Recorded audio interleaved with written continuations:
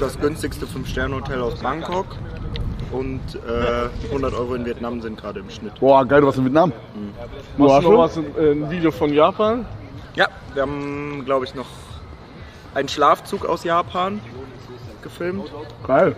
Ja, ich glaube, das war's aus Japan. So crazy, dass du so vorproduziert hast. Ja, aber es wirkt immer so. Ich war ja letzte Woche in Malle und habe Felix getroffen von der Laden. Der hat auch so gesagt, ja, ich habe so gehört, dass du so übelst viel vorproduziert hast. Und es wirkt so, als wären wir so übelst, könnten so chillen und perfekt produzieren und übelst ins Detail gehen, aber wir sind jede Woche auf Kante. Es kommt ja auch jede Woche, das Video kommt einen Tag zu spät. Also die liegen alle auf der Festplatte und gammeln ein bisschen, bis wir irgendwann Zeit haben, die zu schneiden. Ah, check. Und dann müsst ihr richtig reinhasseln mit Genau. so. Ja, okay. Und dann rotzen wir die einfach dahin und dann schießen wir drauf.